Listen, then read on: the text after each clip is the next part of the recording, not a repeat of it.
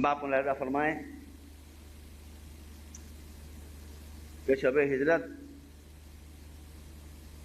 رسول علی کے پاس تشریف لائے اور کہا کہ اللہ نے مجھے وحی کی ہے کہ میرے قتل کی تیاریاں ہیں، آج رات کو میرا گھر گھیر لیا جائے گا۔ کہا پھر کیا آپ کا حکم ہے؟ کہا کہ میری خواہش یہ ہے اللہ کے حکم سے کہ تم میرے بستر پر سو جاؤ۔ بھائی کیسے سو جائے گا آدمی؟ اب آپ یہاں کے حالات تو دیکھ ہی رہے ہیں، ابھی 3 چینی انجینئرز کو حب میں قتل کر دیا گیا۔ یہاں کس کی ٹھکانا ہے؟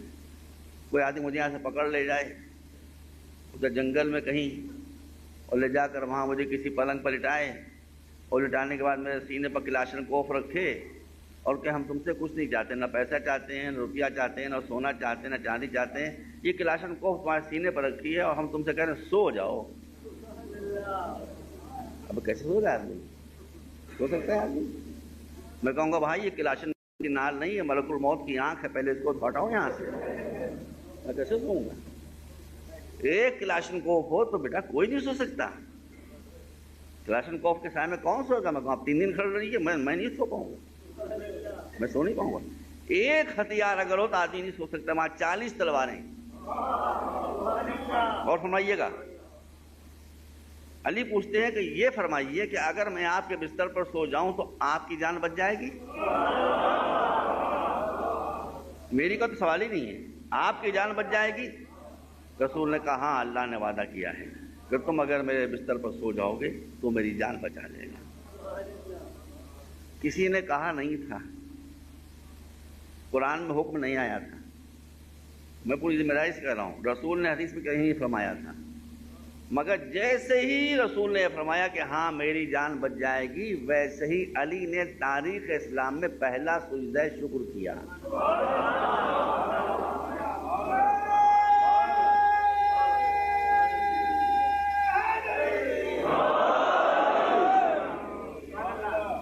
اور یہ سجدہ شکر کوئی اور کرتا تو بدعت ہو جاتا، مگر معصوم نے کیا تو سنت بن گیا سجدہ شکر۔ اس کے بعد ٹھیک ہے کہا میں سو جاؤں گا آپ کو بستر پر، اور سوئے، رسول کی سبز چادر اوڑھ کے سوئے۔ نہیں یہاں پر تفصیلات معلوم ہونا چاہیے، کوئی تفصیل آپ کے سامنے آنا چاہیے۔ دیکھیے جب پیغمبر کے حکم سے علی نے یہ کہا کہ میں آپ کے بستر پر سو جاؤں گا تو پیغمبر نے یہ کیا کہ اپنے کپڑے علی کو دے دیے، اپنی ردا، اپنا پیراہن، اپنا امامہ، اپنی تلوار، اپنی سپر، یہ سب علی کو دے دی۔ کیا مطلب؟ مطلب یہ ہے کہ جان کو اور خطرہ ہو گیا، جان کو اور خطرہ ہو گیا۔ مگر آپ متوجہ ہیں، میں آپ سے ایک سوال کرنا چاہتا ہوں، حیدرآباد کے حضرات مجھ سے بڑی محبت کرتے ہیں، یہ سب غلامی شبیر کا صدقہ ہے، ورنہ میں اپنی اوقات پہچانتا ہوں، میں جانتا ہوں میں کہاں سے پوچھ رہا ہوں، یہ سب مولا کی غلامی کا صدقہ ہے، اس کے علاوہ کچھ نہیں۔ آپ حضرت اتنی مجھ سے محبت کرتے ہیں۔ کوئی صاحب یہاں سے کراچی جانے لگے اور اذراء محبت میں تھا اور وہ تھے، کمرے میں کوئی اور نہیں تھا، انہوں نے اپنا کرتا مجھے دے دی، اپنی شیروانی مجھے دے دی، اپنی جیکٹ مجھے دے دی، اپنا پیجامہ مجھے دے دی، اپنی ٹوپی مجھے دے دی اور کراچی چلے گئے۔ تو بھائی پوچھنے والے کہیں گے بھائی گئے کیسے؟ وہ ننگ دھڑ کو نہیں چلے جائیں گے یہاں سے کراچی تک، بھائی کیسے جائیں گے؟ تو کوئی بتائے یا نہ بتائے، مگر عقل بتاتی ہے کہ جب انہوں نے اپنا کرتا مجھے دیا ہوگا تو میرا کرتا خود پہن لیا ہوگا، اپنا پیرہن مجھے دیا ہوگا تو میرا پیرہن خود پہن لیا ہوگا، اپنا امامہ مجھے دیا ہوگا تو میرا امامہ خود لے لیا ہوگا۔ اور فرمایا آپ نے، تو اس کا مطلب یہ کہ شب ہجرت کیا ہو رہا ہے کہ امامت کو رسالت کا لباس مل گیا، رسالت کو امامت کا لباس مل گیا۔ اور دونوں میں اتنی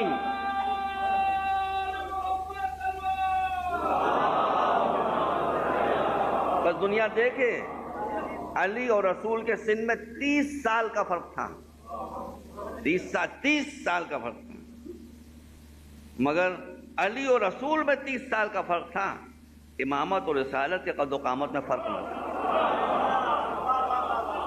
اسی لیے رسالت کا لباس امامت کے تنگ نہ ہوا، امامت کا لباس رسالت کے تنگ نہ ہوا۔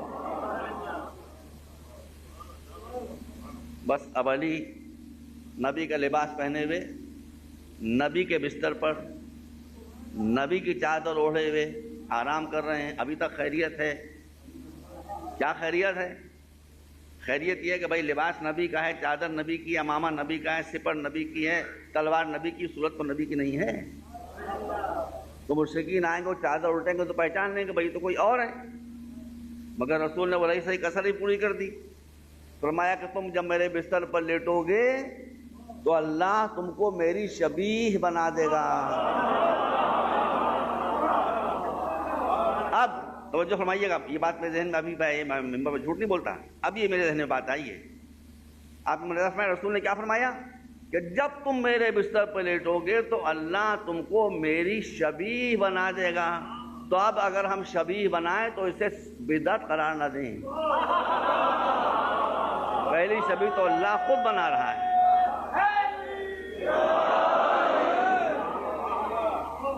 وہ بھی صحیح کسر پوری ہو گئی۔ اور اس کے لیے آپ تاریخ کو دیکھیں کہ جب صبح شب ہجرت تھوڑی دیر کے بعد ایک رسول کے مقدس صحابی، بزرگ صحابی تشریف لائے، رسول کے گھر میں علی سامنے کھڑے ہوئے تھے، ایسی شبیہ بنے تھے کہ انہوں نے کہا السلام علیکم یا رسول اللہ۔ علی نے فرمایا میں رسول اللہ نہیں ہوں، میں تو علی ہوں۔ آپ علی ہیں؟ آپ کی صورت تو رسول کیسی ہو رہی ہے؟ بس توجہ فرمائیے گا۔ اب علی بستر نبی پر آرام کر رہے ہیں۔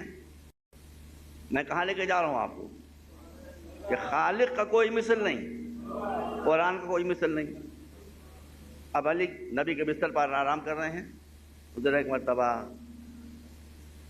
فخر و مباحت کی نظروں سے ملائکہ کو مالک کائنات دیکھتا ہے اور جبرائیل و میکائیل سے کہتا ہے کہ جبرائیل و میکائیل، میں نے تم دونوں کو آپس میں بھائی بنایا۔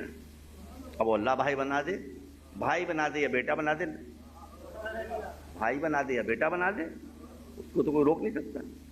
ٹھیک ہے، بھائیوں کا کہا کہ ایک کی عمر کم ہے ایک کی عمر زیادہ، یہ نہیں بتاؤں کس کی زیادہ ہے کس کی کم ہے۔ کہا ارشاد کیا ہے؟ کہا کہ ہے تم میں کوئی ایسا، یہ تو بتائیں کہ زیادہ عمر کس کی ہے، جو اپنی زیادہ عمر میں سے ایک حصہ اپنے بھائی کو دے دے۔ کا پالنے والے عبادت کر سکتے ہیں، اثار نہیں کر سکتے، اپنی جان کا حصہ نہیں دے سکتے۔ کہا نہیں دے سکتے نا، جھک کے دیکھو،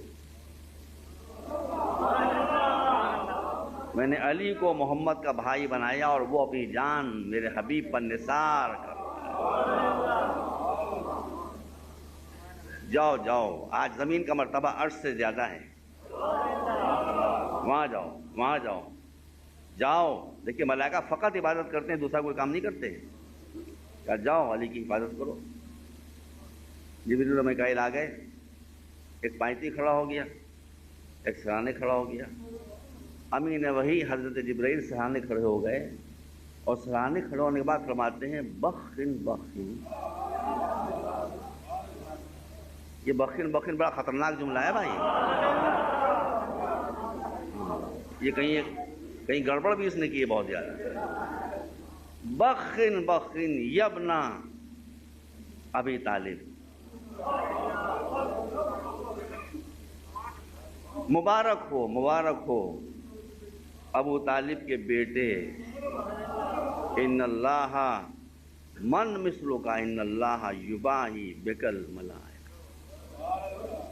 کیا کہہ رہے ہیں؟ ابو طالب کے بیٹے مبارک آپ کا تو کوئی مثل ہی نہیں ہے۔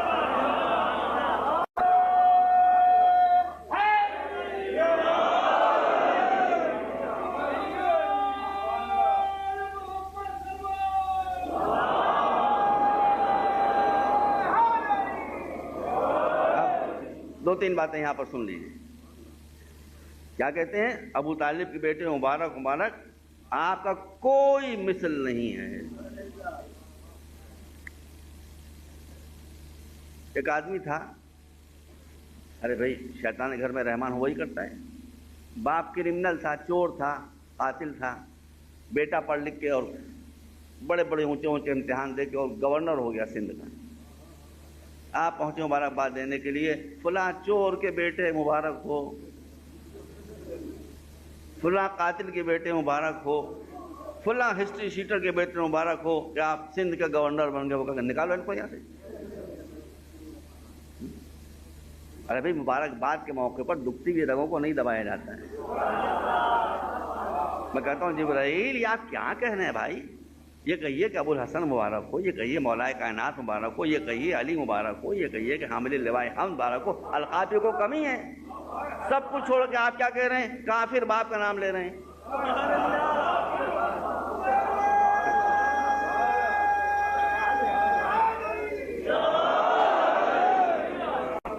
یہاں تک تو میں کہتا ہوں، اگر یہاں سے میرے استاد ان کا جملہ میں آپ کو دہرا دوں، میرے استاد کا جملہ بڑا پیارا جملہ ہے. بات ہے ٹھیک ہے، یہ تو جواز ہو گیا اور ثبوت ہو گیا ایمان ابو طالب کا.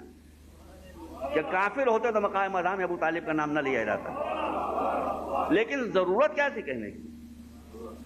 بس ضرورت کیا تھی کہنے کی؟ بڑی پیاری باتوں کے خدا ان کے درجات کو بلند کر. ضرورت اس لیے تھی کہ بستر پر لیٹ کر نبی کی جان بچانے کا سبق ابو طالب ہی نے سکھایا تھا.